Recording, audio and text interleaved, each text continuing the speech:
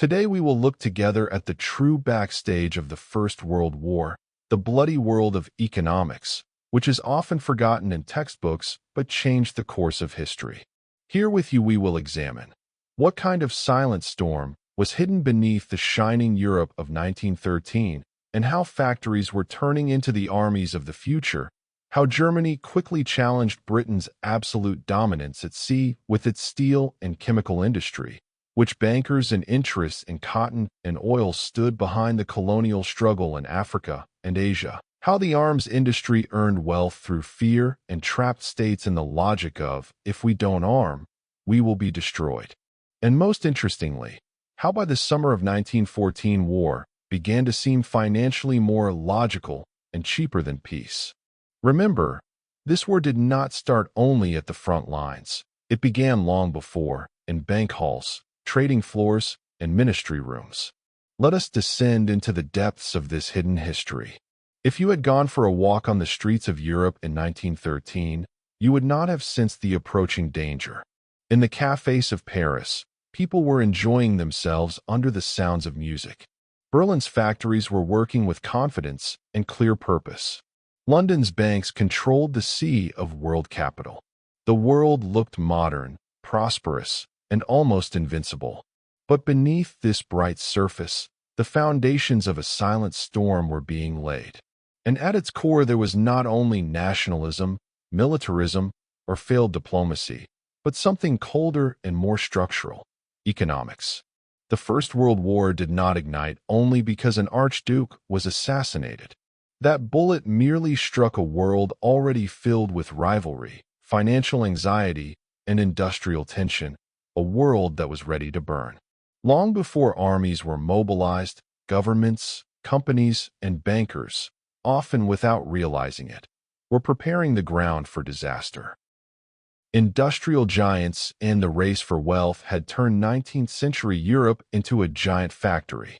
Coal mines were going deeper and deeper, steel plants were roaring, and the telegraph tied continents together. But industrialization did not benefit all states equally, and this became the fuse for political explosions. Britain stood at the top. It led in trade, shipping, and foreign investment. London's banks financed railways from South America to India. British ships carried half of the world's cargo. For the elites, this superiority seemed natural, even permanent.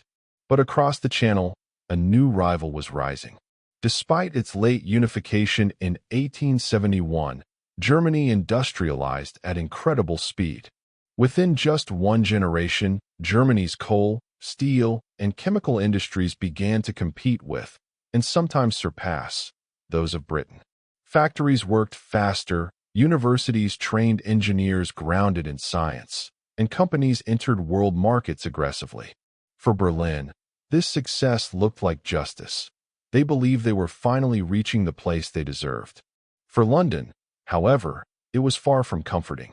Economic rivalry gradually turned into suspicion. Trade statistics became political weapons. Newspapers declared that whoever controlled industry controlled the world. And a quiet reality emerged. Factories were no longer just factories. They were the armies of the future. Whoever had the stronger industrial base could raise more soldiers and produce more ships and weapons. Thus, economic competition slowly turned into military planning. Empires were both markets and battlefields. Industrial economies had one weak point: raw materials. They needed cotton, rubber, copper, oil, and cheap labor. At the same time, they needed markets to sell their surplus goods. For this reason, European states began policies of dividing Africa, Asia, and the Middle East. Britain controlled vast stretches of Africa and India, while France ruled much of North and West Africa. Germany, arriving late, demanded its share. Colonial disputes looked diplomatic on the surface, but behind every negotiation stood bankers, shipping companies, industrialists, and investors calculating profit. In this world, diplomacy was no longer conducted to avoid war, but to gain economic advantage. A new and powerful competition had begun. Every crisis in Morocco, the Balkans, or Ottoman lands was not only a struggle for honor, but a battle over ports, railways, and spheres of influence. Empires were not just flags on maps. They were economic systems, the lifeblood of modern warfare. The arms industry became the place where business and fear collided. As competition increased, states built more warships, mobilization railways, and artillery reserves. A new political logic formed. If we arm slower than our rivals, we will lose. The more weapons were stockpiled, the more everyone began to see war as inevitable. Those who benefited most were the arms manufacturers, because they sometimes sold to both sides. Investors viewed military spending as a reliable market. Politicians called it defense, though everyone knew the same weapons could be used for attack. Economic interest and strategic fear locked together, and war began to look less like a choice and more like an outcome. The financial system, however, was fragile. By 1914, the world economy had become highly globalized. Money crossed borders faster than armies. European banks financed one another's industries. Trade had become so interlinked that many believed war was impossible. Nations that trade deeply do not fight, they said. But they were wrong. Interdependence created wealth and fragility.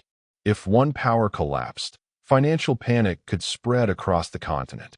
States feared that losing prestige would mean losing credit and scaring off investors. That fear pushed them toward riskier behavior. The gold standard made crises harsher. Governments hesitated to cut military spending because such a move could be seen as weakness and trigger bank runs. The global economy had turned into a sensitive system tied too tightly to pride and politics. The Balkans became a powder keg with economic fuses. Austria-Hungary feared losing control over Adriatic trade routes. Russia gave vital importance to access to warm waters. Germany dreamed of railways stretching toward the Middle East. Britain focused on the safety of routes to India. So when tensions rose in the Balkans, every state saw it not merely as a regional issue, but as an economic threat. The assassination of Archduke Franz Ferdinand did not cause these rivalries. It merely unlocked them. In the hot summer of 1914, leaders faced a difficult calculation.